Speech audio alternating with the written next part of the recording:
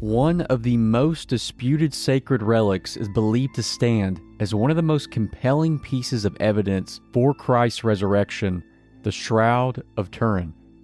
It is the single most studied artifact in human history. Is this really the cloth that wrapped his crucified body? Or is this just a medieval forgery?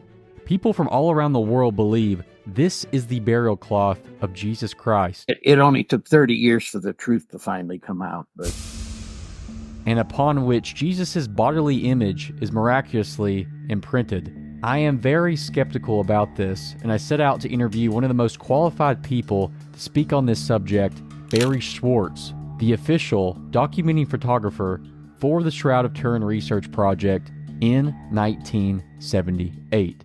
When I started researching about the Shroud, I thought I would be able to, learn about it in a couple hours. And then I'm here. I'm like, there's so much to this. Well, let me quickly share a little anecdotal story with you. One of the most well-known Shroud scholars these days is a man named Joe Marino. He happens to be on the board of directors of our nonprofit, Stera Inc. And he called me up, this was a year or so ago, and he said, Barrie, I'm planning on putting together a new paper listing all the disciplines and sub-disciplines that have studied the Shroud. And I said, that's got to be at least 30. And he said, I don't know. He says, I'm working on it. Well, he finally finished the paper and published it on Academia and stopped counting at 102 disciplines and sub-disciplines. So when you tell me what you just said, I go, yeah, that makes a lot of sense. It's far more complex than most people realize and spans so many different disciplines that not one person can ever be an expert in all facets of this because nobody's quite that smart. I've been fortunate as editor of Shroud.com for 28 years now that I've got to work with all of the top Shroud scholars in the world. Now, when you're working with people of that caliber, if you're not learning from them, then there's something wrong with you. And so I've had the great opportunity to study with many of these scholars. So I've accumulated a lot of knowledge. People call me an expert, and I've never called myself that. The only area where I consider myself to have that level of expertise is imaging, which is my field of expertise. That's what my degree is in. My life work has always been photography, video, imaging. That includes high-speed cinematography, photomicroscopy, any kind of imaging work that came along, I was capable of doing. For 15 years, I was an imaging consultant at the Laser Research and Technology Development Laboratory at Cedars-Sinai Medical Center in LA and produced over 500 presentations for the director of the lab. They've been shown to Congress, to Vice President, Food and Drug Administration. So I've had this amazing amount of experience. And so I've accumulated some knowledge, and hopefully by collecting all that information and putting it on Shroud.com, I've preserved it so the future researchers have one place to go where they can find perhaps almost everything they're looking for. The website got so big after a few years that there's now a search engine on the website that only searches within the website, because I couldn't find stuff I knew I'd put somewhere. And so now, if one knows how to use search engine, and most people today are pretty decent at using search engine, you should be able to find anything you're looking for on Shroud.com. And I always tell people, if you're coming to do some real research on Shroud.com, pack a lunch and a snack, because you're going to be there for a while. How did you become a photographer, or why did you go into that field? Ooh. Well, let's see. When I was a little kid, 8 or 9 years old, my mother allowed me to use her Kodak Duoflex 4 twin lens reflex camera. And she actually paid for a roll of film and allowed me to go out and shoot some stuff and paid to have it processed. And that sort of lit the fire under me and lit the spark. By the time I was 14, I'd already gone to Edmund Scientific Corporation that had a catalog. I don't know if they still have it anymore or not. But I bought a kit that included you build your own small enlarger for enlarging your 35 millimeter negatives, had some trays and some chemicals. So at age 14, I had a dark room in the basement. So it's something that, although it didn't occur to me at that young age that would be my full-time career in the future, that didn't really happen until I was in the military in U.S. Navy, stationed in Australia, and one of my friends there, I was already doing photography for the base for the commanding officer because we didn't have an official Navy photographer, so I was given the task of doing that work in addition to my regular duties. And this guy said to me one day, have you ever thought of going to Brooks Institute of Photography? I'd never even heard of Brooks Institute of Photography. And I said, no, and dropped it. I thought that was the end of the conversation. About a month later, because it took a little while for the mail to get to us in the outback of Australia, but about a month later, I get a catalog from Brooks Institute of Photography with an application to apply to attend their school. And I was getting out of the Navy in about a year and a half. And so I applied and got accepted at Brooks. Now, you talk about things in life that are beyond your control. I had no clue what Brooks Institute was, but in the end, that man, by sending that letter to Brooks to send me the catalog, ultimately altered the course of my life. So if I owe it to anyone, it's to a man named Richard Stamp. And sadly, once the internet became the internet, I started trying to find him because I wanted to thank him for his, intercession there. He might not have even remembered doing it. It was such a minor thing at the time. I wanted to thank him and found out he had passed away about 2 years earlier. So I never got to thank him. So whenever I'm given this opportunity like I am right now, I tell that story and I send my thanks to Richard Stamp for altering the course of my life. And you worked on an atomic bomb in New Mexico? Yeah, well, not on the bomb itself. Because I operated a photographic studio in Santa Barbara, California. It was a commercial studio. We did everything from advertising to scientific, medical, and technical things. And I got a reputation for being a good technical photographer. I'd mastered the analog technology that was pervasive at that moment in history. It's all obsolete today. But there was a local company in Santa Barbara that was information sciences, and one of their guys was an imaging scientist. And information sciences was a contractor to Los Alamos National Laboratory. And they had a project where they needed somebody who had a darkroom and darkroom experience because they had taken old 35 millimeter motion picture films of above ground atomic explosion, mushroom cloud, and using their Cray computer, which they had at Los Alamos at the time and probably still have, which was a very high powered computer in its day, water cooled. That's how powerful it was. They were able to extract new data from these old unclassified motion picture film. But to collect that data, they put it into a machine. They had to get it off of a monitor. Well, in those days, there was only a print screen button like we have now, where you can store your screen and capture what's on the screen. In those days, you had to set up a camera and photograph it off the screen. And you had to do it with the right exposure, the right shutter speed, and the right filtrations. Because remember, a screen is a scan that's moving. You don't see it because of persistence of vision, but it's actually single frames going by very quickly. And so I had this, and I didn't have a high enough clearance to be in the room with the computer, so I had to send this gentleman named Don Devan off to Los Alamos with the camera and the lens and the filtration and the film, and he would shoot off the screen, and I would show him how to set it up, and then he would bring the film back, and I would process it, we'd evaluate it, and eventually, over a period of 7 months, we created a book times 5 copies of a book of these images where I had to overlay kilometer scales, things of that nature, and other data that they provided. And this was before computers, so it all had to be done analog in the old way, in the old school ways. Nowadays, it would be much simpler to do a project like that. At any rate, after 7 months, we completed the project. And that was the end of it. And I thought, well, that was an interesting gig. Well, shortly after we finished, maybe a week or two, he called me again, this guy, Don Devan. And I'm, when you're self-employed, you think, well, the phone's ringing, maybe it's the next project.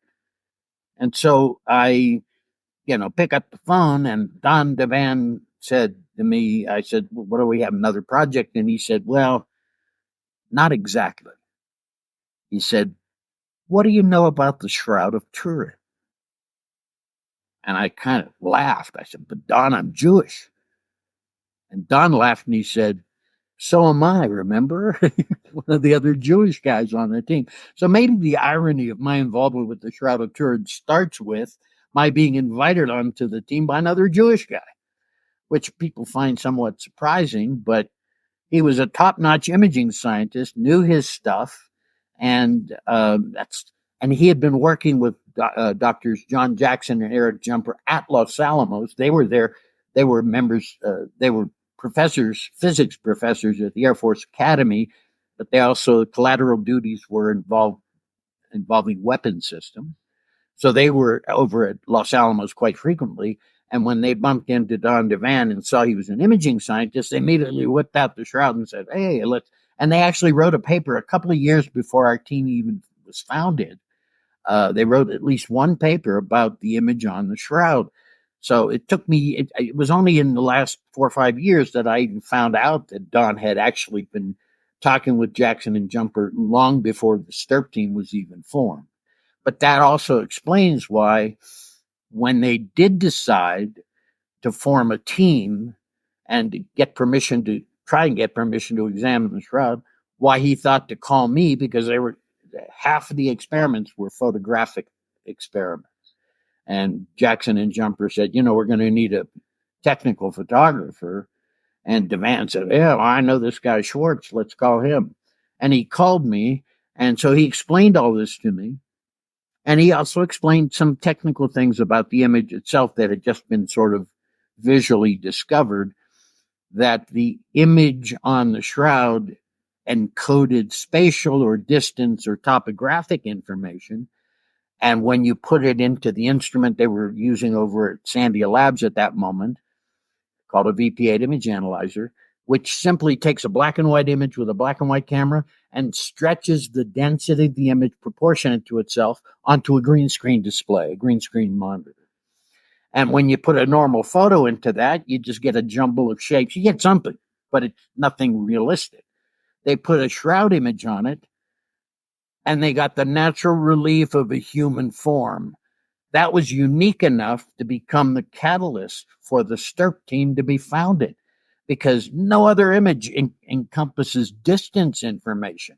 Look, as a photographer, I can make a photograph of a scene, whether it's in my studio or out in the open, and I use highlights and shadows to imply depth and spatial proportion, but it's not really encoding distance in any measurable way. Yet the image on the Shroud does so, and that's one of the most unique properties.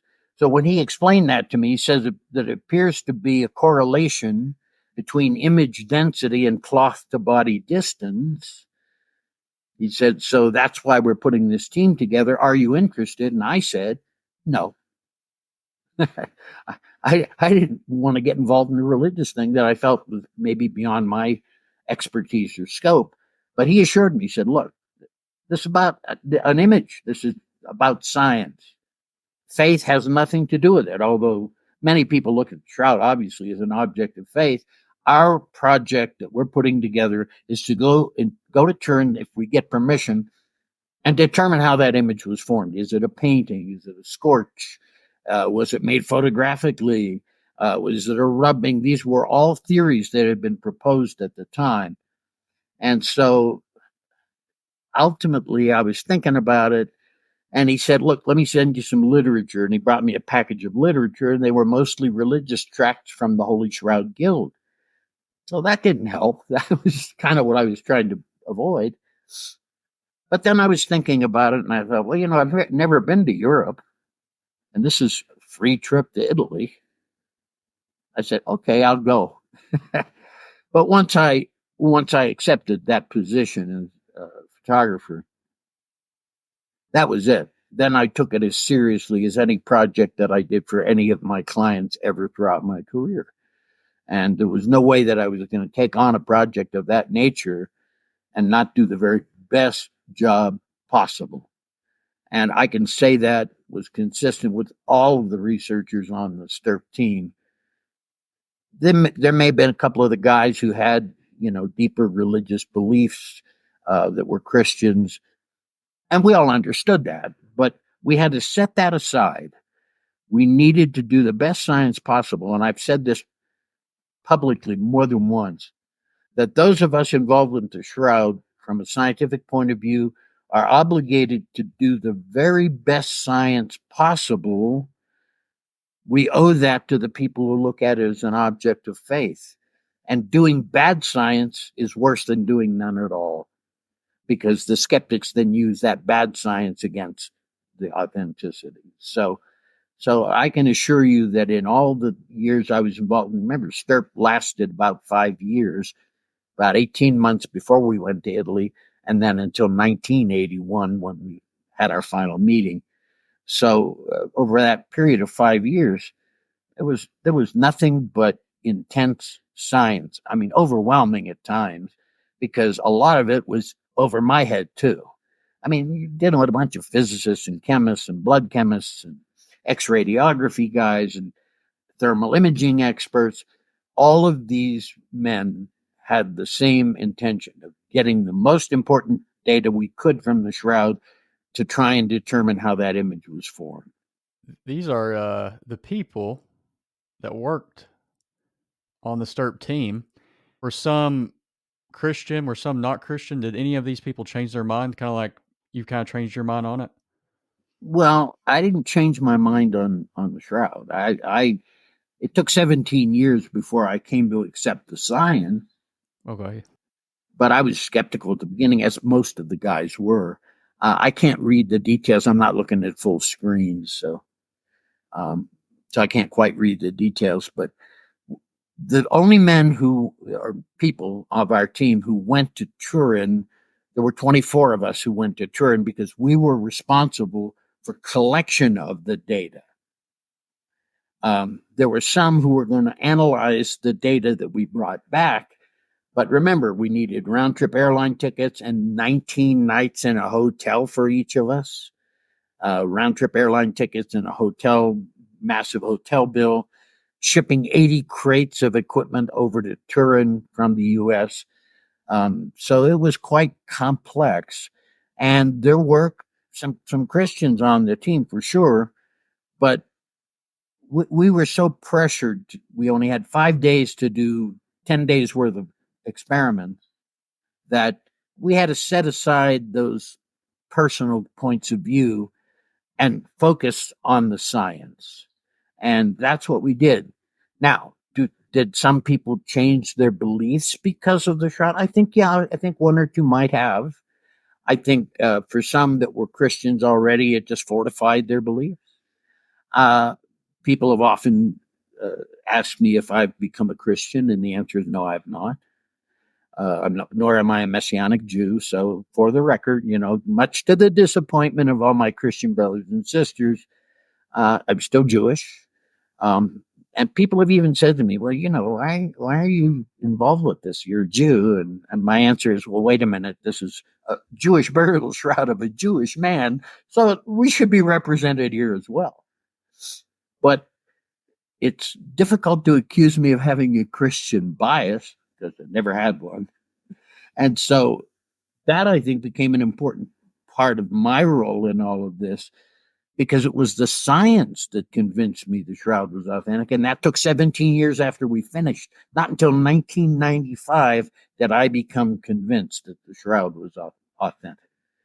And it was not a theological decision. It was one based on the scientific facts that I had access to. Now, one of the biggest things you talked about was the blood, and that kind of changed your viewpoint on it. It was the Yeah, blood chemist. Alan Adler. Yeah, maybe you could talk about why that was such a big moment for you. I'll relay that conversation to you then. So I was on the phone with Al Adler. This was 1995, before I built the website, but not long before I built the website.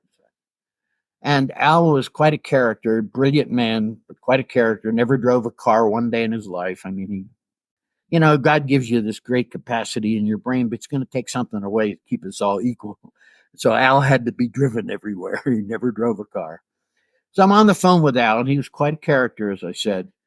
And at one point, I said to him, he said to me, and by the way, just as a very important point, he was the other Jewish guy on the team. Okay. So again, he didn't have a horse in the race. But he said to me in this phone conversation, Barrie, he says, I'm getting pretty convinced it's got to be the real thing. Again, he wasn't saying that from a theological point of view, but just based on the science. And I said, yeah, but nobody's explained why the blood on the shroud remains reddish in color, where old blood typically turns brown or even black, sometimes within 30, 40 minutes. And he got angry with me. He said, well, didn't you read my blood paper? And I said, Al, you're a blood chemist and I'm an old hippie photographer, okay? And I read your paper, but that doesn't mean I completely grasped what you were writing, at least not at the level that he was writing it at. And he said, well, if you'd read my paper, as if I hadn't, if you read my paper, I said that when I did the chemical analysis of the blood stain, I found a high content of bilirubin. Bilirubin is a compound, I believe, made in the liver and pumped into the bloodstream by the liver under certain circumstances. Bilirubin is not necessarily a Jewish guy from New York, okay? But Adler said that the bilirubin acts as a hemolytic agent. That means it breaks down the cell walls of the red blood cells, releasing hemoglobin, which is what stays red forever. And I went, oh, now it was sort of the last piece of the puzzle. Remember, I had access to all the data.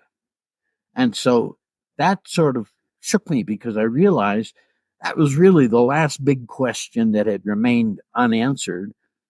Now, interestingly enough, in more recent years, Kelly Kearse, who is an immunologist, PhD, brilliant man, tried to duplicate that using bilirubin, did not get the same results that Al Adler claimed.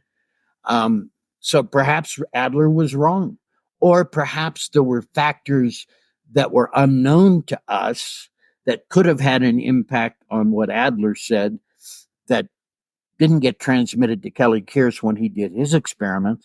So we can't be certain that what Adler saw and what Kearse saw were maybe different things. So, but that was the thing that pushed me over the threshold. And interestingly enough, maybe within days of my having that conversation with Adler, I got another phone call from a friend who kind of jokingly said, well, you know that Shroud thing you're involved with? And I went, yeah, I know that Shroud thing I'm involved with. He said, well, it turns out that's just a photo made by Leonardo da Vinci. I laughed. I thought he was joking. And I said, he said, no, I'm serious. So I said, wait a minute. Where did you get that information? He said, well, my wife and I were checking out at the grocery store on one of the tabloids. And that's when I had an epiphany, because I realized that here I am sitting on every bit of the actual data based on direct physical examination of that cloth. And here's somebody to whom this might be meaningful, having to rely on a tabloid at the checkout counter of the grocery store for his information. And at that moment, while I was still on the phone with the guy, this little idea popped into my head. There was a manila folder on my desk And I wrote 4 words on that folder: consider building a website. That was the moment that I believe the man upstairs reached down, smacked me upside the head, and said, here's the real job. And that was the catalyst for me to build Shroud.com. So, interesting story and kind of an interesting juxtaposition, because it happened right after I became convinced that this was most likely the real thing. And then I get this silly phone call about Da Vinci making it photographically, which of course we've proven wasn't made photographically. But it was the catalyst for me to build Shroud.com. So you were just so frustrated with people making up these stories about the Shroud that it convinced you had to make a website to tell your truth, tell what you were involved with it. Yeah, not so much my opinions, but here's the evidence that our team collected based on direct physical examination of the cloth. Anybody who's not had that opportunity is working from secondhand information at best. And people have said, well, you are a bunch of religious fanatics. I said, wait a minute, that's not true. I said, think about this. So I'm holding this instrument in my hand, and I'm pointing it at this piece of cloth. And I pull the trigger, and it collects the data that it's designed to collect. Do you think the instrument cares if I'm a Christian or a Jew or a pagan, whatever? No. And we published our raw data. We published our data so that everyone has access to every bit of it. Unlike the radiocarbon dating guys who, for 27 years, refused to release their raw data until a French researcher, who's also a law student, went to England and used the Freedom of Information Act and forced the British Museum to finally release the raw data. They were the caretakers and the overseers of the 3 radiocarbon labs. And it took 27 years for that data to be released. That's pretty suspicious just to begin with. Why wouldn't you release the raw data? Well, eventually, after the raw data was released, a bunch of scientists got together, including guys who studied the statistical analysis that was done. And they determined that they were averaging things. They were excluding certain readings that would not have allowed them to reach 95% certainty, which they claimed. And then, of course, there's the money trail. So the gentleman at the British Museum, who was the head of research for the British Museum, very high position, Dr. Michael Tite, we didn't find out until just the last 4 or 5 years that he was already in communication with the Oxford lab to take a permanent chair at Oxford. So right off the bat, now he's acting as the overseer of the 3 labs, and he's clandestinely trying to get a position at Oxford. That's a conflict of interest just to begin with. But wait, the story gets worse. So before their paper gets published in Nature, which is the very prestigious journal, somebody leaks the information out, and it gets into the press, and the headlines are, Shroud is a fake.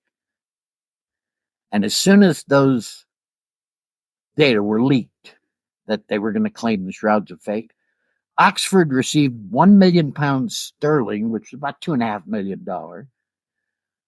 And Michael Tite retired or resigned from the British Museum and took a permanent chair at Oxford with some of that money. How about that? That is strange. So, yeah, it makes you say, wait a minute. The last thing in the world you would think would be the case would be that money would have something to do with it. But wait, it's not over yet. They realized right away, I think long before they came out with their result, that if they claimed the Shroud was authentic, they were going to get skewered by the scientific community. But I think they also knew that if they said it was a fake, they were going to be heroes. Not only that, they could use the Shroud to promote AMS, accelerator mass spectrometry, radiocarbon dating, and it's now a multi-million-dollar business. They used the Shroud to promote their technology, and they won that battle. People talk about radiocarbon dating as if it were as foolproof as DNA analysis, which it's not. And then that's leads us, I guess, to the piece of the shroud they took that was actually not So made it not So accurate. here's the background. We spent 18 months planning our experiments before we ever went to Turin. During that 18 months, we perfected it. We did a test plan that was like 70 pages long, approximately. The whole test plan's on shroud.com, by the way. So you can see what we submitted to the owner of the shroud, which is not the Catholic Church at that moment in time, or even now for that matter. The owner of the shroud was King Umberto, the deposed king of Italy, the royal family, the Savoy family. And it had been in their family for over 500 years. That's who gave us permission to examine the shroud. The people in Turin are formally known as custodians of the shroud. So when the king announced to them that he had given permission to these guys from big name American laboratories to come and do what they'd never been given permission to do, you can imagine those guys in Turin were not very happy. To this day, some of them are still upset by the fact that we were given that permission. Okay, so I'm not, I think I've lost my train of thought, wasn't sure where I was going with all this. Radiocarbon dating. Yeah, as far as the sample site goes, we spent 18 months planning 5-minute increments because it's a big piece of cloth and we could have several experiments going at the same time. So we had to chart that out and they broke it into 5-minute increments. When they went to collect the sample for the radiocarbon dating, they stood over the shroud for an hour and a half arguing over where to take that single sample. Initially, they were supposed to take multiple samples from a couple of different areas of the shroud, and any scientist will tell you that if you're taking a key sample from the shroud, then you want to go somewhere else on that cloth, far away from there, and take a control sample so you have a point of comparison. They didn't do that. They took one sample, they cut a strip, they cut the strip in half, put half of it aside as a reserve sample, took the other half, divided it in thirds, and gave it to the 3 labs. What's interesting about that strip is they got one date at one end and a dramatically different date at the other end of the strip. It was anomalous and inconsistent, inhomogeneous. Now, if they got the exact same readings all the way throughout the strip, then we couldn't debate the quality of sample. But because they didn't, and because they had a succession of dates, the only way they reached their 95% was excluding some of the readings they got that would have pushed them below 95%. We learned this from the raw data 27 years later. And in some cases where they couldn't get a proper reading, they averaged a couple together. All of that bad science. I mean, any scientist I've ever spoken with has said, well, what did they use as a control sample? And I said, they didn't take a control sample. And when scientists who weren't involved in any way hear that, they go, well, that's bad science. I said, yeah, well, it only took 30 years for the world to find that out.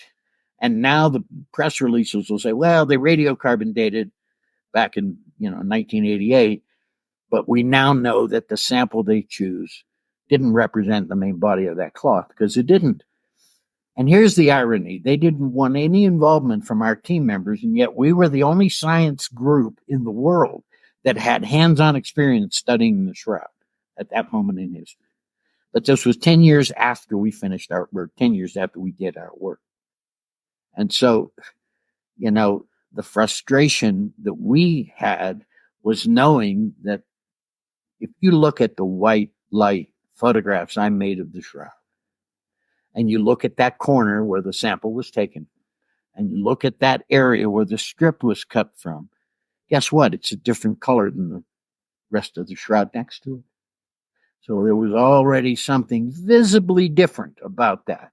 And later analysis done by some of our team guys found that the chemical composition in that area was somewhat different than the main body of the shroud. So they never radiocarbon dated the shroud. Some of it might have been from the shroud, but some of it was extraneous and anomalous from either a repair or something, and consequently did not give a realistic, accurate date for anywhere else on that cloth. So we need to take a sample more closer to the middle, or just could it be Well, anywhere look, on the outside? no, not necessarily, but several samples need to be taken, and one needs to sit down. I say one, people need to sit down that are qualified and determine what would be credible places to take it from. Not wait until an hour, you're standing over it and then argue for an hour and a half over to where to take a sample. That's ridiculous, especially if something this important. If a lot of You know, people have handled it, though, wouldn't it, yeah. mess it up and you wouldn't get accurate anyway? Well, that wouldn't necessarily change the radiocarbon date, but it would certainly eliminate the possibility of any credible DNA analysis for sure. Look, I'm a long-haired Jewish guy. My DNA is all over that cloth too. And since we're talking about DNA, everybody who's ever handled the shroud, touched the shroud, repaired the shroud, the poor Clare nuns that repaired it in 1534 from the 1532 fire, they handled it all over the place. All of our team members leaned over it, handled it. We didn't find out until 2008 that we're shedding epithelial cells constantly, but we're leaving a trail of our DNA wherever we are. And when you lean over that cloth and breathe on it, you've left your DNA there. Maybe in minute quantities, but you have done so. If you've cried over it, kissed it, as some have done over the century, everybody's DNA's on it. So you'd think that that would be bad enough, right? But no, it gets worse. In 2002, clandestinely, the Turin authorities convinced Pope John Paul II, who was kind of in his last stages of life, that they needed to do this intervention and rescue the shroud. So they went in and removed the patches that had been sewn in to repair the fire damage back in 1534 by the poor Clare sisters. The sisters had sewn a backing sheet onto the shroud to add stability to it because it would holes burnt through it. So they removed the backing sheet. The two women from Switzerland who handled it did so without gloves, hairnets, masks, or any protective clothing, and they handled it for 32 days. Wow.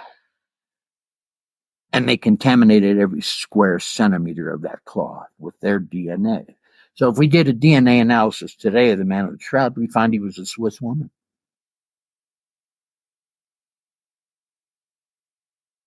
DNA is never going to be a viable test on the shroud. And everybody said, well, can't you compare it with some of the miracles that the Catholic Church has that are blood related? No, because it's so contaminated that there's nothing really to compare with. And we don't know if those blood related miracles that the church has are credible scientifically. So what test do you think we should do today, or if we can?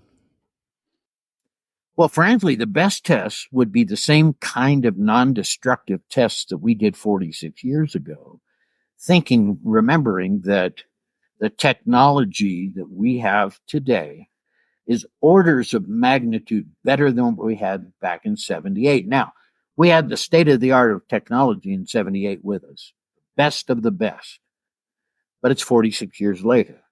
And some of the tests, for example, the tests that Dr. Adler performed on the blood, we now have tests that would put it to rest forever with scientific certainty that his conclusions were correct. But based on the technology he had, it still leaves the door slightly open that maybe he was wrong. And so it would be nice to repeat those tests. Our spectral instrumentation is so much better. Digital photography is so much better. The image sensors in the cameras today are far more sensitive than the film we used in 1978. The resolution of digital photography has now exceeded and gone beyond the best resolution that photographic film could provide.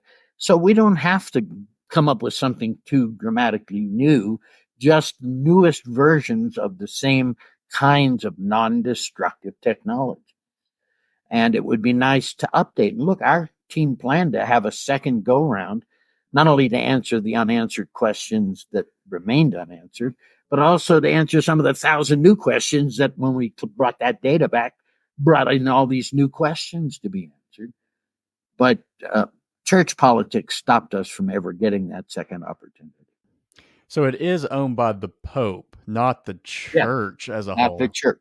Okay. Yeah, when King Umberto died in 1983, unlike his predecessors for 5 centuries, he decided not to leave it to his son, who, by the way, just passed away just a month or so ago. And decided he also was wise enough not to leave it to the institution, because then he understood it would take 130 cardinals to vote. That's not a good situation. So he felt that one person should make these decisions. Certainly the Pope, who has this Pontifical Scientific Academy as advisors, and external advisors like people like us that have had hands-on experience. But this Pope has decided. So at the time when King Umberto died in 83, it took 2 years to probate his will. And in 85, the legal ownership of the shroud transferred to then Pope John Paul II. Upon his passing, it went to Pope Benedict, and upon his retirement, it went to Pope Francis. And so the Pope is now the one person legally owning the shroud. I'm going to pull up a picture right here.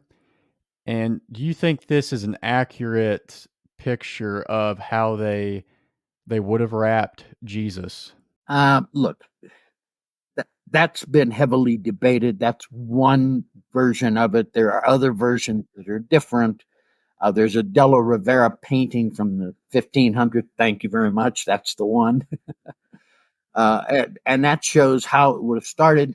And somebody said, wait a minute, they wrapped them in linen strips. It says so in the gospel. Yeah, well, if you put a body in a cloth like the one you're showing, if you go to move the body, what's going to happen? The cloth's just going to fall off the body. So they have to bind the body into the shroud using linen strips. But also, you have to remember something else. This was on a Friday afternoon. The Jewish shops would have been closed at 1 or 2 in the afternoon to start cleaning and preparing for the Sabbath approaching at sundown. There's talk of 100 pounds of spices brought to the tomb. We didn't find any traces of spices on the shroud. But here's the other thing. Because they were running short on time, my belief is they brought those spices to the tomb. They would have been in jars or sacks of some sort. And perhaps they just placed them around the body. You understand that the purpose of those spices was to mask the smell of decomposition. That was their purpose. And so my belief is maybe they didn't have time to fully apply that, because the women doing the preparation, remember, there were no atomic wristwatches like we have today. And at sundown, whatever time that might have been, that's it. That's the beginning of the Sabbath. You can't continue to prepare the body. That's considered work and violates the Sabbath. The intent was for them to come back Sunday morning. So they may not have wrapped them tightly into the shroud at that moment in time and just left it sort of the way the Della Rovere painting shows it, and with the intent of coming back Sunday morning to finish the preparation. Again, this is all speculation because nobody reported anything. And people have said to me, well, shroud can't be real because they didn't mention it in the gospel. And I go, well, wait a minute. Yeah, they mentioned it. They also mentioned there was a second cloth separate from the other, folded, but in the tomb with the main shroud. So they mentioned 2 cloths in the gospel. And when I read that passage in the gospel, that second cloth would have been a smaller face napkin or smaller cloth that would have covered his face and head when they took him from the cross to the tomb, and it had his blood and pleural fluid on it from his lungs. And Jewish law says anything with the decedent's lifeblood on it must be buried with the body. So when I read that passage in the New Testament, I said, you know what? They gave him an authentic Jewish burial, because no pagans or Muslims or Christians, even, although there weren't any formal Christians yet, None of them put that emphasis on blood as much as the Jewish people do. And so when I read that, I said, that's about as authentic a Jewish burial as you could get. And to this day, even in Israel, when there have been terror attacks and people are killed, there are righteous men with clean cloths sopping up their blood so it can be buried with their bodies. So to me, that was the final piece of evidence as far as the burial ritual goes. But they never mentioned the image, and I've had skeptics say, well, it didn't get mentioned in the gospel. I have to remind everybody that Jewish law forbids any depictions of Jesus or of God. We had a golden calf, and it cost us 40 years in the desert. Okay. That was a graven image. And people have said, well, the shroud's a graven image. I said, wait a minute, we've proven scientifically, not an artwork of any kind. And a graven image is historically an artwork, a sculpture, something created by the hands of man that people pray to as if it were a god. And nobody prays to the shroud as if it were a god. If anything, it becomes a focal point for people's prayers to God through the shroud, but not as an object itself. So, those on the team, there are a few men I know that sort of either reconnected with or finally connected with faith because of their study of the shroud. But I wouldn't say it was an overwhelming amount of them. I'm sure some of them walked away. I know of at least one who walked away and to this day still thinks it's some kind of artwork, even though we've proven, and he was part of proving that it's not an artwork, but he still believes it's some kind of artwork that modern science can't explain. Well, one of our tests was a spectral analysis of the image of the shroud. And to make sure we did it well, we had with us the spectral characteristics of every paint, pigment, and binder known to man from medieval to modern times. That was part of our resource of information that we took with us to Turin because we were doing spectral analysis. And we found no paints, pigments, binders, no silver as if it might have been from a photographic process. That image lives on the top surface of the top fibrils of that cloth and does not penetrate into the cloth the way any liquid-based pigment of any kind would have soaked into the cloth via capillary. So I think, that in the end, I tell people all the time, look, the answer to faith isn't going to be on a piece of cloth anyway. Didn't Jesus say the kingdom of God is within us? And if that's the case, then the real answer to faith isn't on the cloth, but in the eyes and hearts of the people who look at it. And so I think that sort of puts it on each of us to sort of study the shroud and decide for himself. And if you read the opening paragraph of Shroud.com, maybe the smartest sentence I ever wrote is a sentence that says words to the effect of, we're not going to tell you what to believe. The answer to faith is up to you. You have to take this and decide for yourself. Given the facts, you have to decide for yourself what this means. So maybe that's been the success of Shroud.com. We're not preaching. We're not telling people what to believe or how to believe. We're saying, here's the evidence. Make up your own mind. And to me, that was what I did. And it only took me 17 years, and I had all the evidence in front of me. So my goal with the website was to preserve all that work and to give people easy and free access to everything. Notice on Shroud.com, there's no advertising. We don't permit any advertising. We don't count clicks. We don't use trackers. We don't use cookies. You come to our website, you remain anonymous unless you choose on your own to join our mailing list. And all you need to do for that, you don't even need to put your name there, just a valid email address. That's good enough. Because we're not making money on the people who come and visit our website, and we get a couple of million visits a year. So we're doing pretty well. You referenced this, but I was going to read a Bible verse out of John. This is verse 6-7. Then Simon Peter came following him and went into the tomb. He saw the linen cloths lying there and the face cloth which had been on Jesus' head, not lying with the linen cloths, but folded up in a place by Separate. itself. My question would be, why was the face cloth separated from the shroud in terms of locations? Because I think the carbon dating was 700 AD on the face cloth. Yeah, the carbon dating is bogus. We know that now. It only took 30 years for the truth to finally come out, but the reason it's mentioned is because it was there, and it was part of standard Jewish burial custom to this day. But to be clear, flowers were never used as part of a Jewish burial ceremony. And some people have claimed to see flowers on the shroud. Well, flowers could have been added at some later point once it became more of a relic, particularly of the Catholic Church.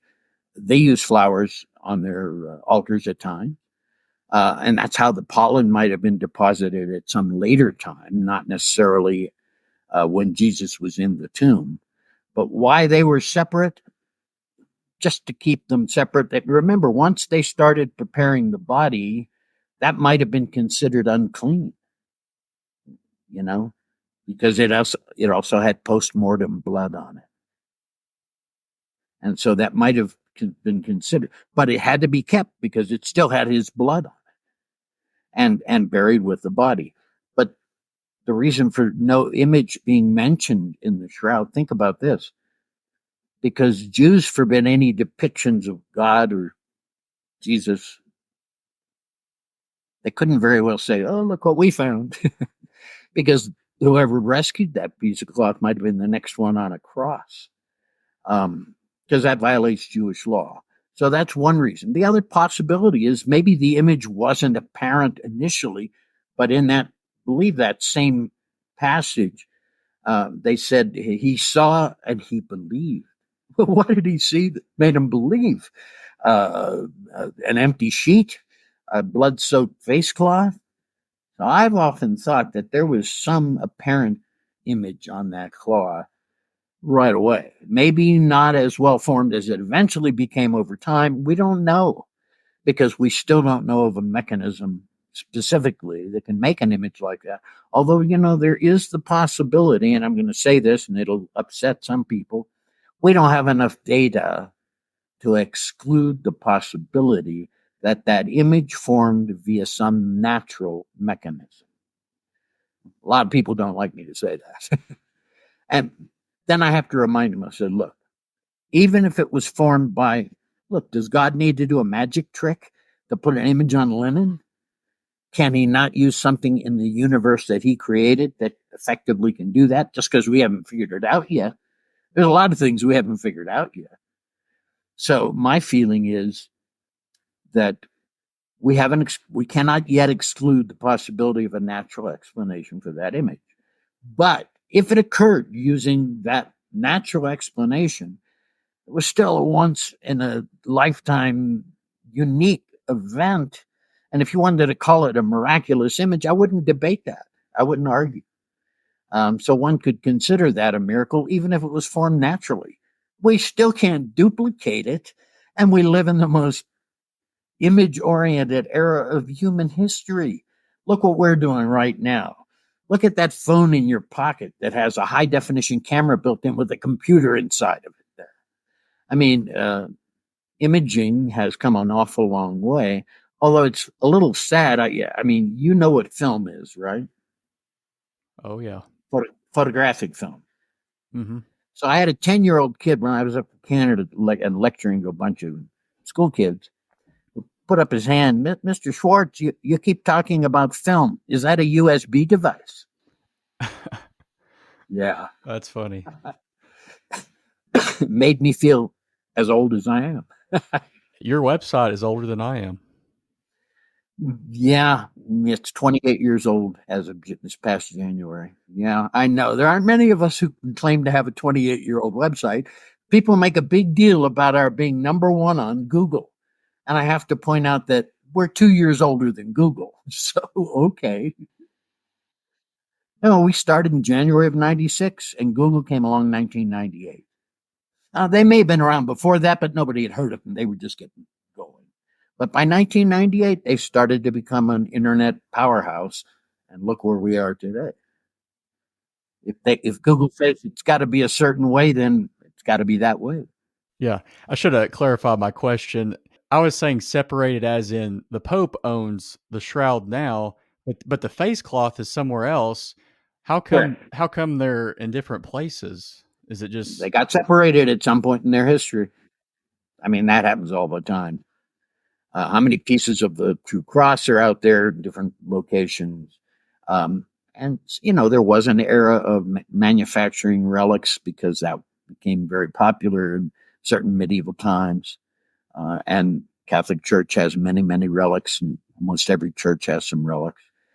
So, that's their tradition.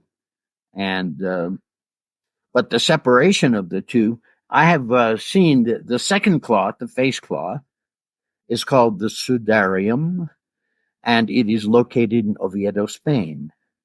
And I was given an opportunity privately to view the Sudarium as well. And the bloodstains on the Sudarium and the bloodstains on the shroud line up pretty darn close. And if you overlay one over the, thank you, there you go. If you overlay one over the other, you'll see that the bloodstains from the nose line up with the nose of the man of the shroud. So there's a very good likelihood that this is the second cloth mentioned in the gospel. the fire in 1532? The triangles that are on the shroud, is that the repairs? Yeah, there were triangular patches sewn in by the poor Clares, but in 2002, those were all removed. Okay. So now there's just holes. Hmm. They scraped away the char around those burn holes. They vacuumed it to get some of the particulates of the scraping away. And then, worst of all, there were creases. They used to roll the shroud up on a dowel and put it in a wooden box. And so creases got pressed into the cloth. And they did this up until, 1998. Okay. And these creases in the cloth were dramatic. And so they steamed them to smooth them out. And ask any textile expert, what's the worst thing you can do with an old sheet of linen? Steam it. That's the worst thing you could possibly do. And they had no scientific advisors in any of this. It was done completely secretly, clandestinely. And actually, it was a few months after they finished before an Italian journalist got wind of it and released the news in his La Stampa. He was a Vatican correspondent to travel with the Pope, and he discovered this, and he released the news. So the people in Turin had to admit, yeah, we did that over 32 days. And when they were finished, the shroud was between 7 to 10 centimeters longer.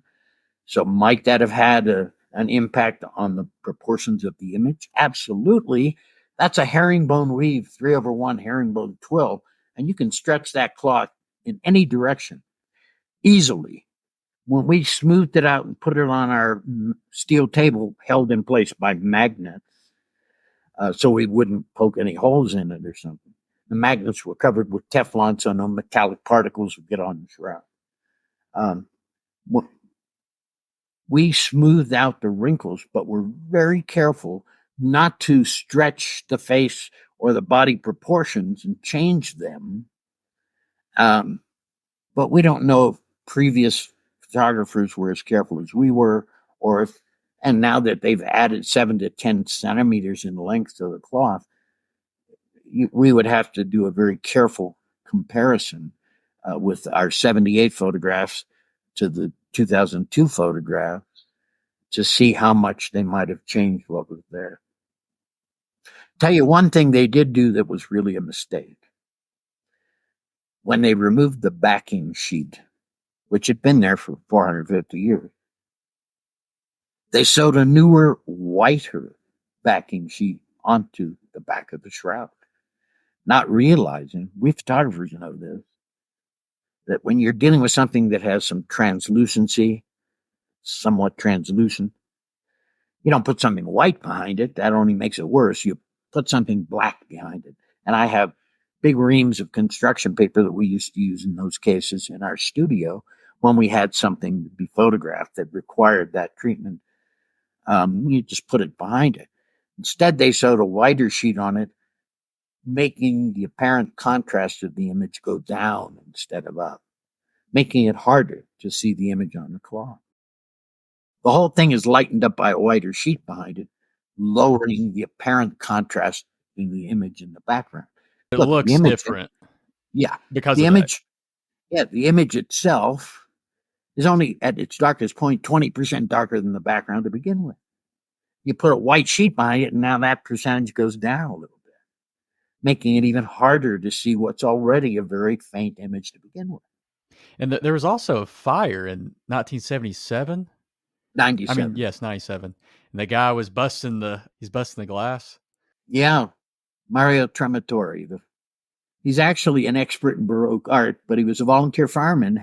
He lived like a block from the cathedral, so he saw the fire, he saw the smoke, came running, put on his turnout gear, grabbed a 9-pound hammer, and it was behind bulletproof glass out in the cathedral because they had just redone the dome of the Guarini Chapel where the shroud has historically been was permanently stored in those days. And so it was taken out of there, thank God, because the Guarini Chapel was gutted. It would have been totally destroyed had it stayed there, but happened to be out in the cathedral, which they're all connected, that and the royal palace on the other side.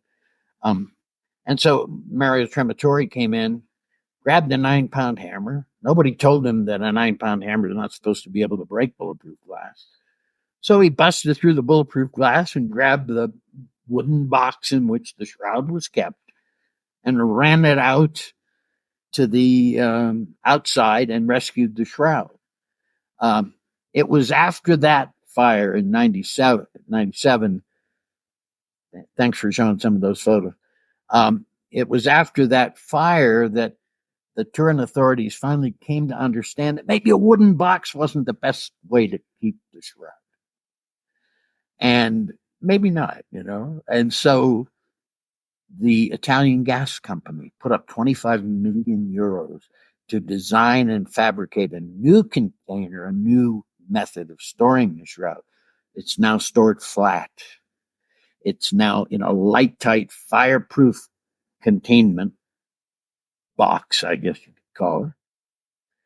It is in a nitrogen-argon atmosphere, much like the Constitution and the Declaration of Independence in Washington. It's in a temperature and humidity-controlled environment. Today, the shroud is better preserved than ever in its entire history.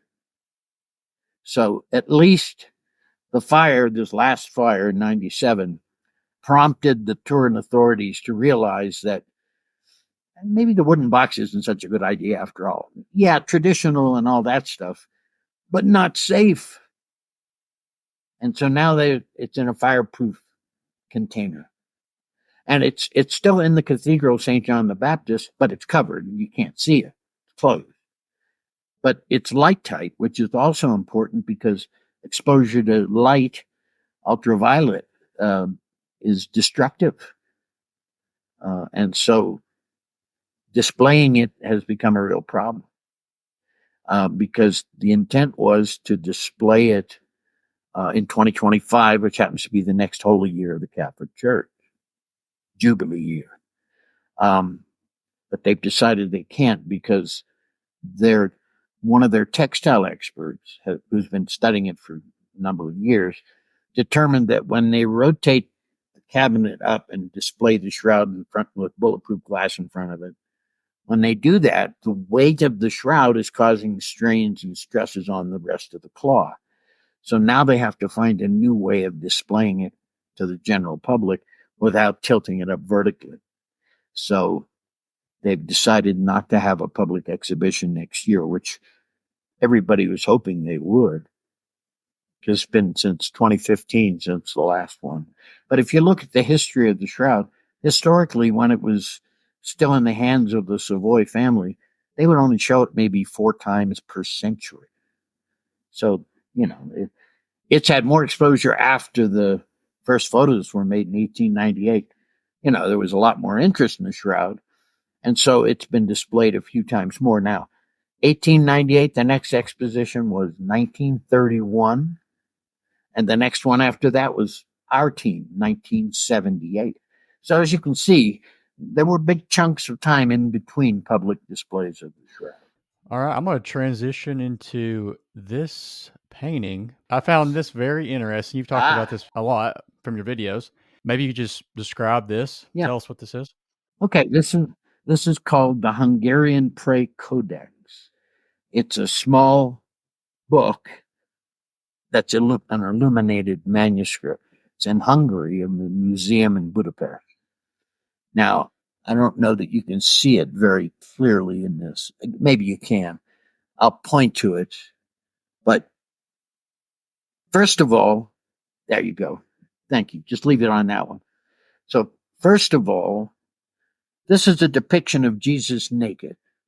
How often have you seen Christian artists depict Jesus naked? Never. Always with a modesty cloth covering his private area. This is of a man naked, and this is 75 years before the earliest date given by the radiocarbon dating guide. And look at the L-shaped, inverted L-shaped burn holes that are in the shroud. And look what this artist put into his artwork, telling us that he obviously saw the shroud at some point before he created his illuminated manuscript, which is dated something like 1190 or something. So 70, 75 years before the earliest date of the carbon dating guide. And those of us who knew about this went, something's wrong with the carbon dating, but hey, I'm no physicist. I'm not qualified to challenge those guys. But here's one piece of strong evidence showing that the carbon dating was wrong. Simple as that. Does he have a beard in this picture, though? Hard to say. I don't have a clear view here. It's I'm not, as I say, I'm not looking at full screen. I just thought if he doesn't have a beard here, because the shroud has a beard. Okay, now I'm looking at it. It's questionable. Maybe a beard, maybe not. Jewish men all have beards. Not necessarily just Jewish men. But if you, especially in the first century, I've had people say, it says in the Gospels, it says in the prophecy, which is the Old Testament, they plucked his beard.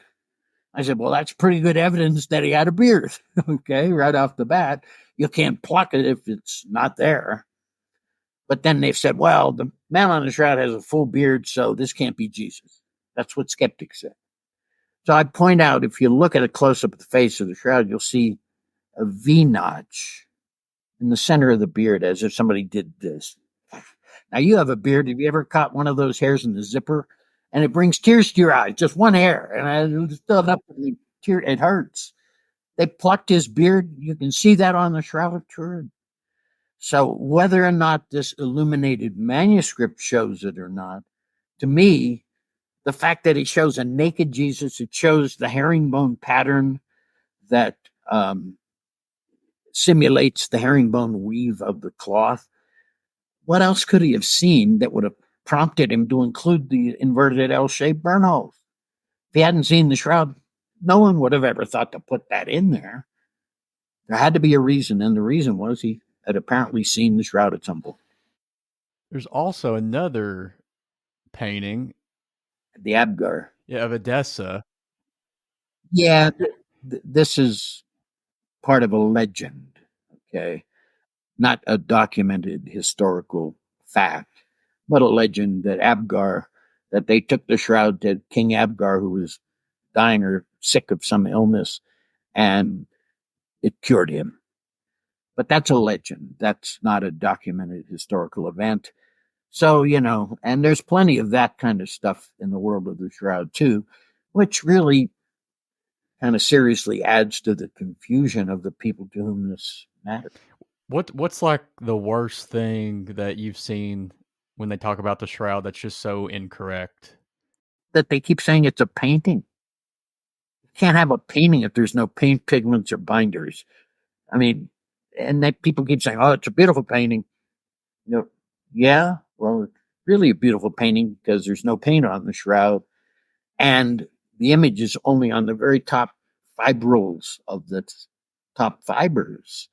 So how do you do that with a one hair paintbrush? That's ridiculous.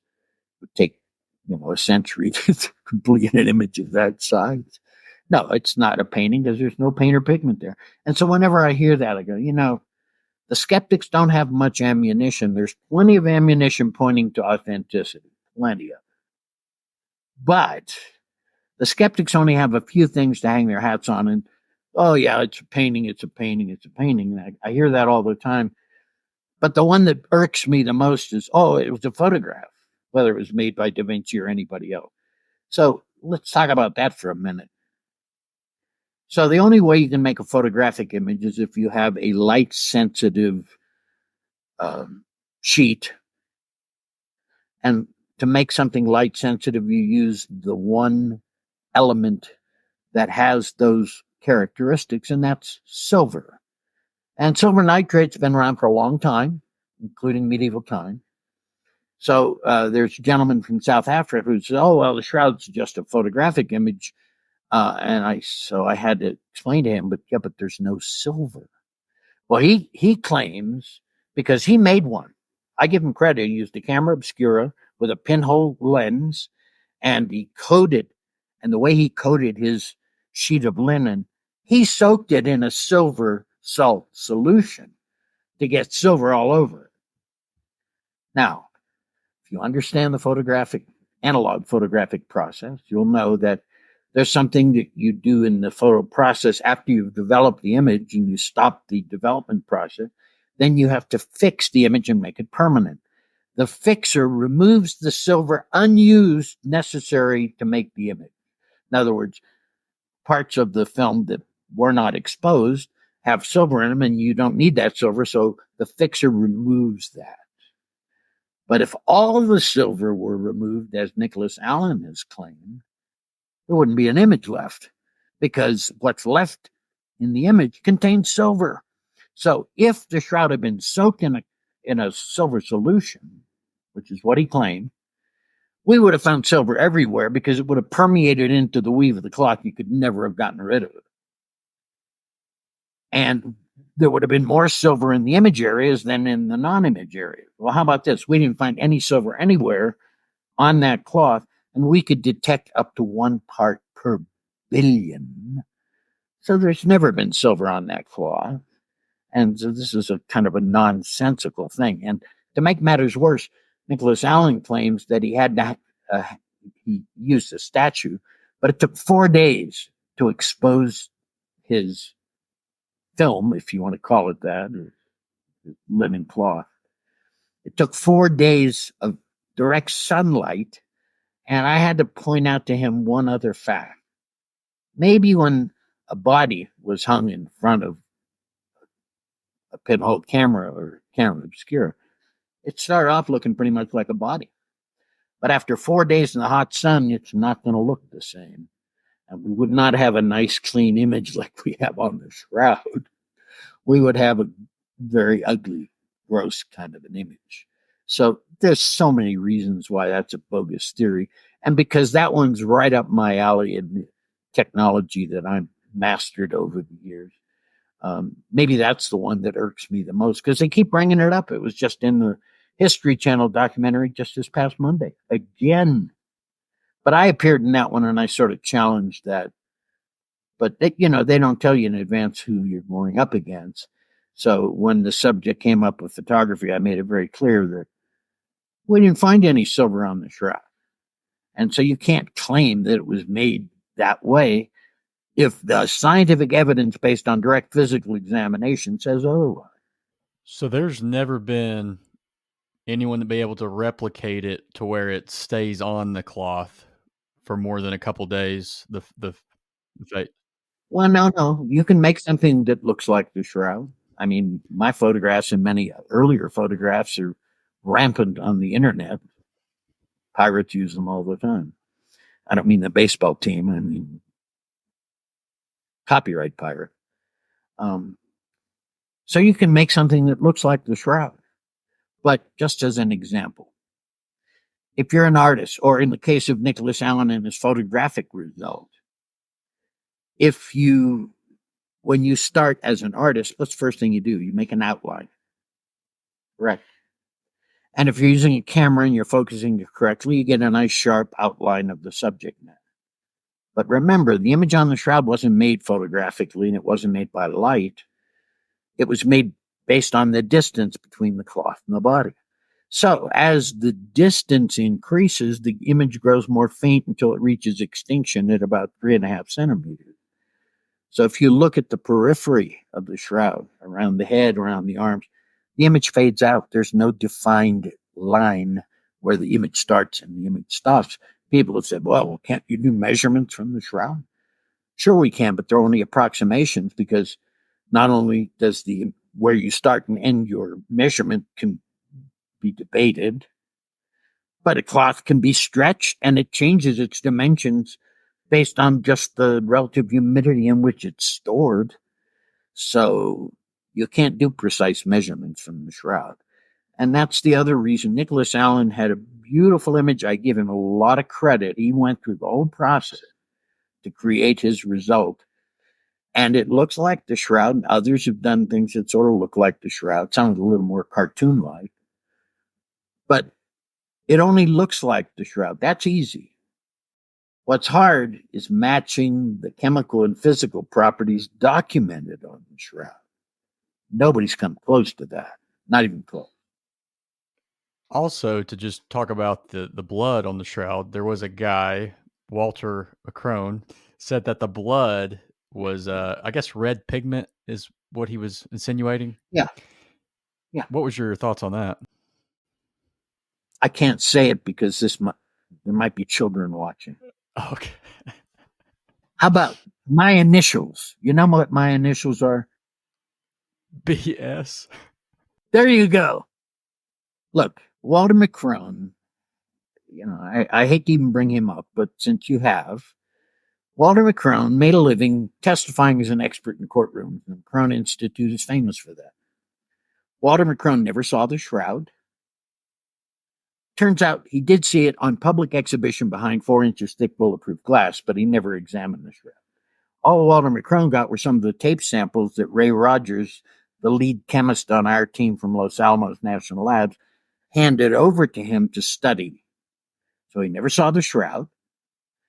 And Walter McCrone never used anything besides his eyeballs and polarized light microscopy to identify the particles he was looking at. We use scientific instruments because, my eyes are good, but they can't tell the difference between one element and another. That's why you need science. Walter McCrone knew he was wrong. But I'm going to tell you why he was upset with it. Walter McCrone, when our team submitted our test plan to King Umberto, Walter McCrone was not a member of our team. He submitted his own personal test plan to King Umberto. And King Umberto saw it was just one guy trying to do everything by himself, and compared that to ours, which was a team with all these different disciplines. And so he was turned down. Walter McCrone was angry. So Walter McCrone, I'm sure at some point in his mind said, okay, then whatever these guys say, I'm taking the opposing point of view. And after he died, a gentleman called me who was a friend of his. I didn't get his name, so this is hearsay, but I'm saying it anyway. His friend told me, he said, because our science proved it wasn't a painting. He asked Walter, he said, before Walter died, he asked him, Walter, why do you keep saying it was a painting when all the science shows that it's not? Why do you keep saying that? And he claimed, he called me up and told me this after Walter died. He said, Walter said, yeah, but everybody knows me by name and refers to them as the STURP team. A little ego going on here. And he was right, because you brought up Walter McCrone. And you think that his one claim trumps all the peer-reviewed published science that STURP did? No way. And by the way, Walter McCrone, in all these years of attacking the shroud, only published one paper in a peer-reviewed journal article. The rest of them were in a journal called the microscope. And guess who owned and edited that journal? Walter McCrone. So he did not do good science. And he was more interested in maintaining the credibility and reputation of his institute, because if you're wrong about the biggest thing that you've ever examined, a lot of people are going to think twice about hiring you to be an expert in a courtroom at $4,000 or $5,000 a day, which is how much I don't know how much it is now, but back then that's how much they were paying experts. So you could get an expert to say anything you wanted them to say. And I've testified as an expert on a few cases. Then I stopped doing it because digital photography can fool me just as quick as it can fool a jury. And there are times where I did some retouching work and went back to see it again. I couldn't even find it. So I stopped testifying. It's very stressful when you testify anyway, because whatever it is that you're hired to sort of present evidence for, now you're going to be cross-examined and they're going to shred you. And it's just not worth the money, to put yourself through that stressful. It's just not worth it. I'm going to transition into a Bible verse here. This is talking about his side with the spear. This is John chapter 19, verse 33 through 34. I believe you. But when they came to Jesus and found that he was already dead, they did not break his legs. Instead, one of the soldiers pierced Jesus' side with a spear, bringing a sudden flow of blood and water. So I was curious, it said that there's water on the shroud in certain areas. Was that from the fire or? Okay. There are water stains on the shroud from the 1532 fire. They did dump water. There are other water stains on the shroud that we don't know where they came from. But what they're talking about, if you look at the spear wound, you can't see it with the naked eye. But if you look at it with the ultraviolet fluorescence photography that our team used, there's a serum halo around the blood stain there, and on many of the scourge wound blood stains and wrist wound blood stains. Serum is the liquid portion of your blood. That comes out and by capillarity spreads into the cloth further than the particulate parts of the blood, the red and white blood cells, etc. But serum is rather clear and is not visible and doesn't leave a stain on its own. But you can see the serum stains surrounding the blood stains with the UV fluorescence photography that we did. So, and the other thing is this. There might have been pleural fluid from his lungs. Because if you look at where they pierced him, it could have hit the lung at the same time as it got into his heart. So that's where the blood would have come from, or the water. I mean, look, they would have called it water because they didn't know it was serum, which is the liquid portion of blood, clear liquid portion of blood. So that, again, consistent with the gospel account. And there's also soil in the feet, knees, and nose area? Apparently, some researchers have claimed that. They've found particulates of different types of soil at the feet, I think maybe at the knees, and maybe in the face. I'm sorry. Indicate like he fell on his knees to his face on the ground? Well, you would think so. You would think that. Which you think a medieval forger.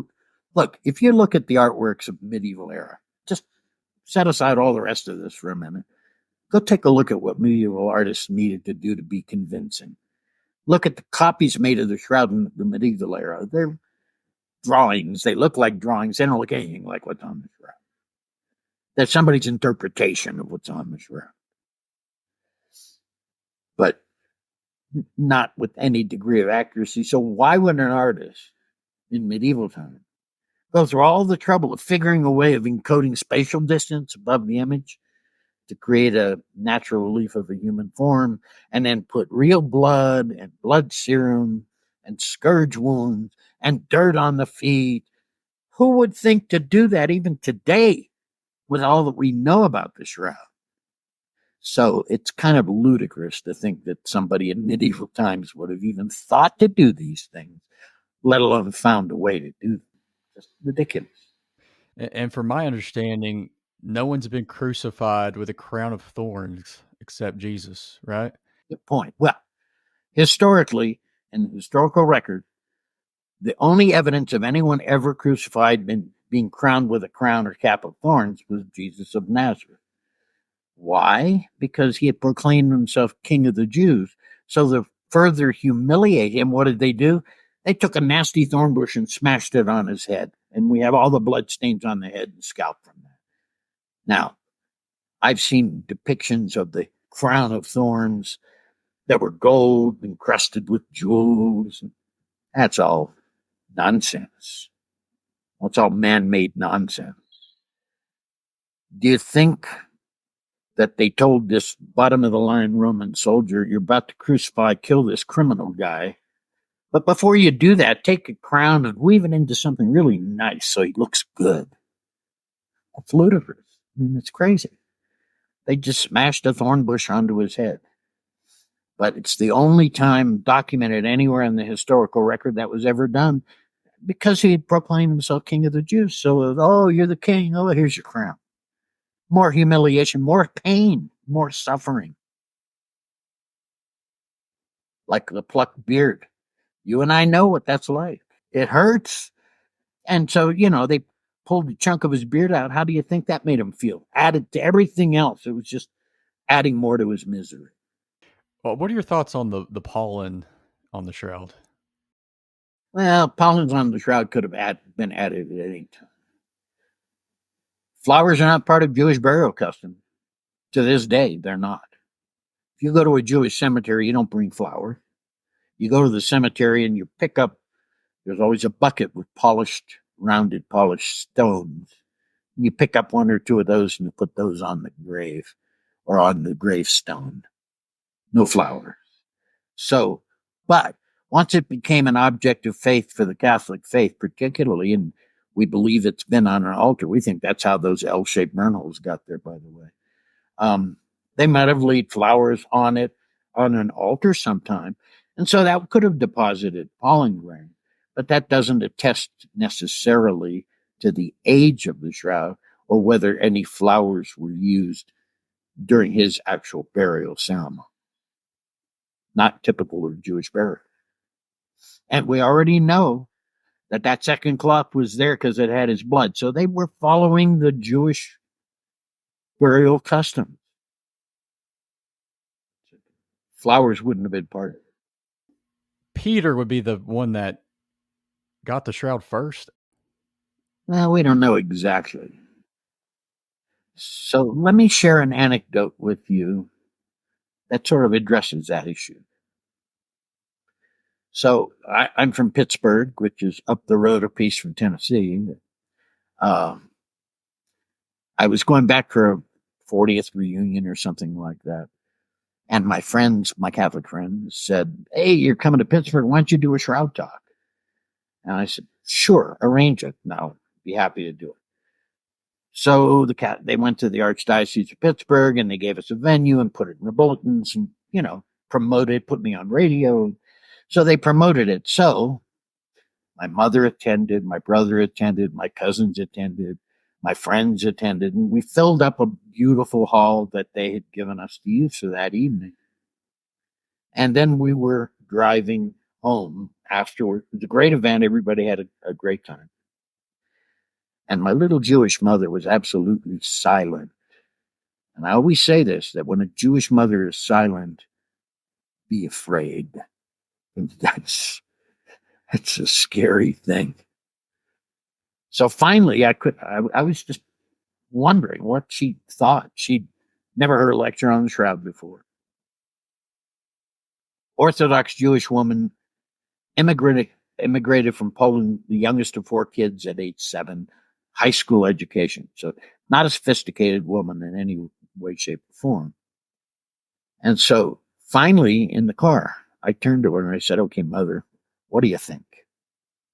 And she looked at me. Remember, now she'd only heard one lecture, obviously by her son, so that might have carried a little extra weight. But she wouldn't have been anything but honest with me. And she turned to me and she said, well, of course, it's authentic. It knocked me back in my chair. I said, she hears one lecture and thinks it's authentic. I spent 5 days and nights in the room with it and 17 more years afterwards studying the science before I'm convinced. She hears one lecture and she's convinced. I said, okay, what makes you say that? Then she got that tone of voice that mothers can get, kind of condescending a little bit. I said, Barrie, he wouldn't have kept it for 2,000 years. If it had belonged to anyone else, it wouldn't have mattered. And I kind of laughed. And oh, okay. Then I started thinking about that. And it comes to your question, who rescued it out of the tomb? Because whoever, look, if that had wrapped Joe Blow, would it be worth putting yourself at risk to rescue that as a potential Christian relic? No. It had to have been so important that Peter or someone rescued that cloth and put themselves at great risk of the same thing happening to them, but it was worth it because of who it had belonged to. So my mother's observation, as kind of off the cuff as it was actually a brilliant observation that I had never thought of. Or whoever rescued that cloth from the tomb. Remember, it bears an image forbidden by Jewish law. So they were putting themselves at risk, not just from iconoclasts looking to destroy Christian, but even from their own people, if it contains an image. So I think my mother's observation answers that question. Somebody felt that it was worth the risk and took it out of that tomb and preserved it. Or you and I wouldn't be having a conversation. Amazing, huh? There's a quote I want to read that's from you. Uh-oh. It says, how did that happen? This was not my idea. I didn't decide to do this. Like I said earlier, I was dragged along, kicking and screaming. I didn't want to do this, and yet here I am, standing in the Vatican, addressing this audience. Unbelievable. That was from my TEDx talk in the Vatican. Yeah. So I guess my question would be, why do you feel the need to do this? Because you've dedicated a lot of your life to this, and as a Jewish person, you know. Well, remember, it's a Jewish man and Jewish burial shroud too, so there's that affinity. But look, it took me a while to come to the realization what a great privilege I had been given to be on that team, to be in that room. And I felt that privilege brought with it an obligation. I was there to document the event, not for me. I was there. I saw it all. Who did I document it? Who was I in that room for? I wasn't in that room for me. I was in that room for you, for those who couldn't be there. And so I took that as a very serious responsibility, like I do with any project that I undertake. It gets 100% or I don't do it at all. And I feel that the website is the fulfillment of the obligation that I got by being on that team and in that room. And the website and my appearances here and other places basically is me fulfilling that. And look, it's a great thing. It's a matter of fact, I'm writing a book. You know what the title is? Because you already said it. The title of the book is "This Was Not My Idea." Yeah. You're working on it right now? Well, I've been outlined. I'm so busy this is the Lenten season. So this is our busiest time of year when things are going normally. But my main computer has got problems and it's motherboard issues, not the hard drive. And so I'm working with this computer, the kind of my traveling computer, the one I used to show my PowerPoints from when I was out on the road. Thank goodness I had it, and they're connected so that it's updating the databases and stuff like that, and I can still answer emails and do this. But I'm kind of working with one hand tied behind my back, and it's the busiest time of the year for it.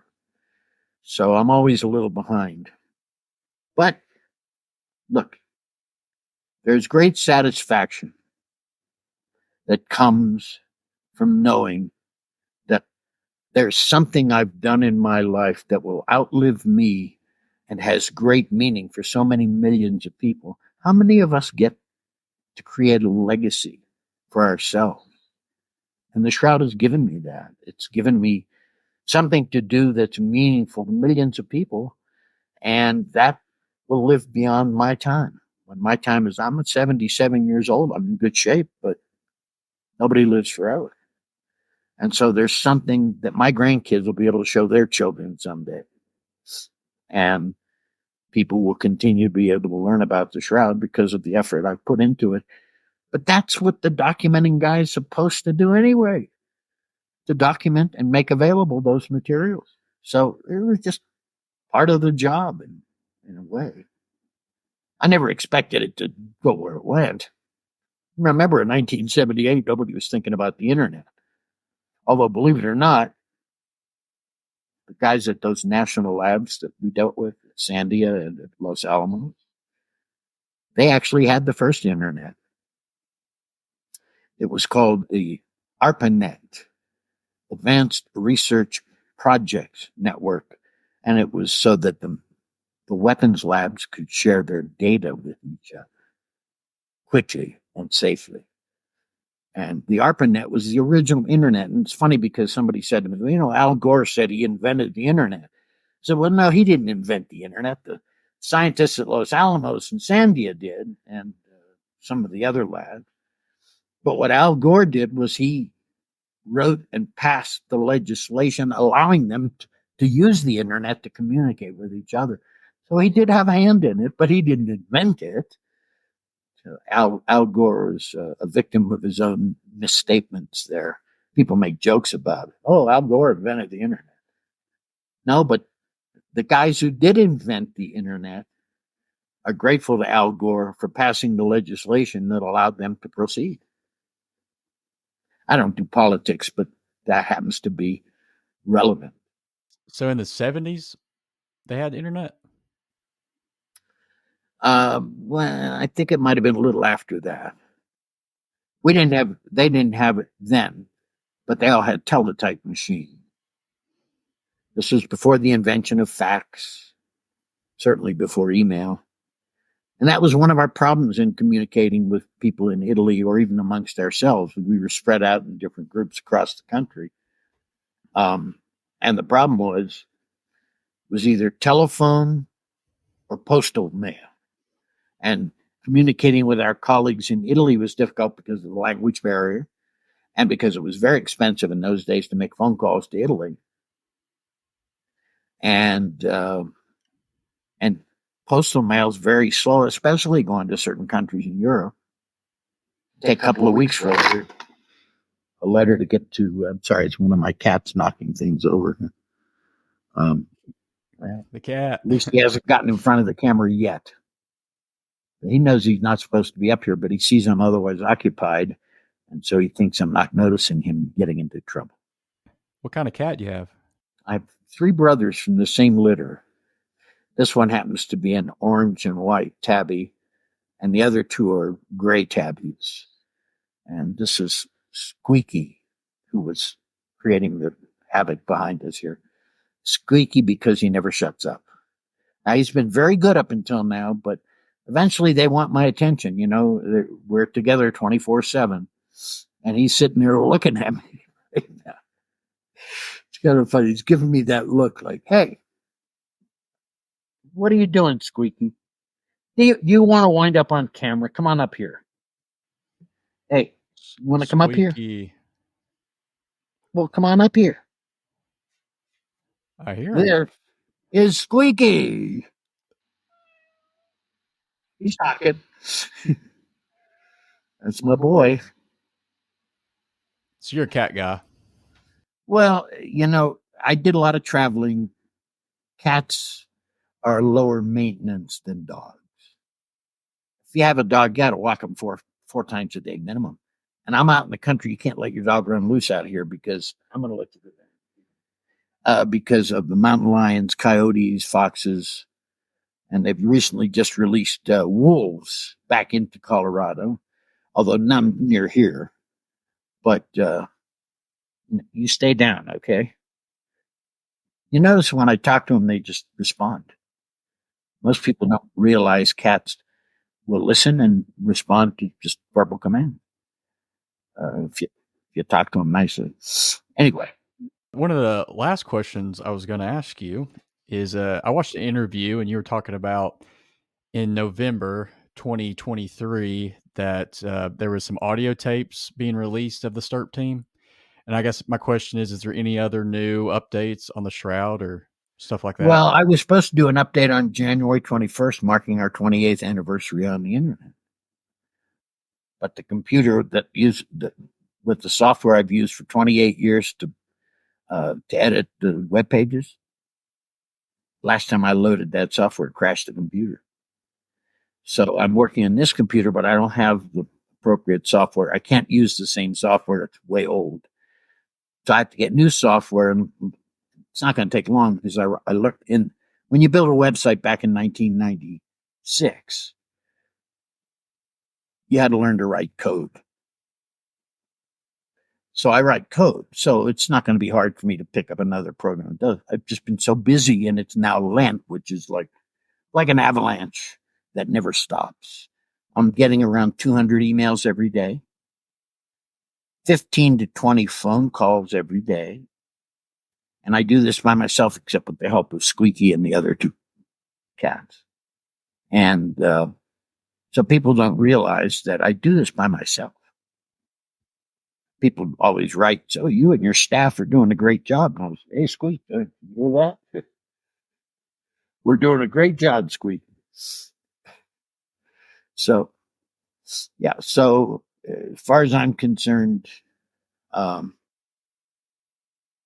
those audio tapes are on the website. I did get some up in the last update. I was going to release a bunch more because I have audio tapes as well. And I have, not far out over to my right here, out of sight, are micro cassettes, micro cassette player, and a recorder that digitizes directly. So my goal would have been to include more of that in January, but then everything kind of came to a crashing halt in January. So, but the last update I did in November, the end of November last year, was huge. I mean, there's enough to keep people reading until summertime this year. So look, I just won't be able to do an update as quickly as I'd hope, because now I'm dealing with contributions and sales. We're 501c3. And that means invoicing and shipping and receiving. And then the company that processes our credit cards is ending their services at the end of March. So I had to find a new company and get set up with them. It all fell at the same time. So, I'm not complaining. It's just part of doing what I do. But it's frustrating because it has slowed me down and made me less efficient than most people are used to my being. But, in the end, the only one who stresses over what day I put the update on is me. The viewers out there are happy to get it whenever it comes. I think you cross, is it 15 million visitors? What's interesting is that only counts front door visitors that come through that front page. But anybody who uses the website regularly has internal pages that they just go right to. Way more than that, then. Yeah, we figure that's 35 or 40%. If you go to the front page and roll your mouse over the number that it shows there, it'll tell you that. There's a little pop-up that says this only records about 35 or 40% of our actual visitors. So we don't know what an accurate number, but remember, no advertising. So we don't count clicks. So how many visitors we get is, many websites that it's critical for them to count those clicks because that's how they generate revenue. We don't make a penny from our web visitors unless they decide to buy something or make a contribution. They remain anonymous the entire time. Why'd you choose not to do that? Monetize with ads or anything? Because people come here from point of faith. I'm not going to put a bunch of commercial stuff up on our screen so that interferes with their perhaps religious experience or religious studies. That would be very inappropriate. I don't even allow my photographs to be used on any commercial products of any kind. I've turned down T-shirts, ball caps, lunch boxes, lampshades, perfume bottles, and bed linen. Those are all real requests that I've received over the years. Ridiculous. No, I'm not going to commercialize this. We're very careful about not commercializing. Well, thank you so much for doing this I interview. think we got through most of your questions, didn't we? Yeah, I had a lot of questions. Well, that's okay. I think we answered all of them reasonably well. Real quick, the wrist of Jesus when he was crucified, it was not in the center. It was actually more like right Now here. you've gone too far. Right here. So look, take your thumb and your little finger, put them together. Here, let me put it in front of the camera. See this crease here? Yep. Yeah, see, it's even more distinct in your hand than mine. That's called the thenar furrow. Now, here you are, you got to crucify this guy. You're the bottom of the totem pole of Roman soldiers, probably. This is the ugliest, worst part of the job. And you want to do it as quickly and efficiently as possible because it's distasteful to be killing somebody this way. Grab the hand, put the nail about right here, right between the two fleshy parts of the palm. And look where that is. About 1 inch from the center of the palm. Just a little bit down from the center. Right in the middle, right here. Take your hand and open it. You can see. So it's still in the palm of the hand. It's just a bit slightly closer to the wrist. And because it came at an angle, the exit wound is here. And that's what we see on the shroud, the exit wound. So it's more forensic accurate than any artistic interpretation of the crucifixion that's ever been painted. Listen, it took a lot to convince me I wasn't an easy sell. 17 years. But once I came to this conclusion, I realized the truth needs to be out there and people need to have access to what we know so they can decide for themselves what this might mean to them. If it came out tomorrow, like we had some type of great scientific achievement and they said the shroud was not real, would you be disappointed? Well, I wouldn't be disappointed. I would be skeptical.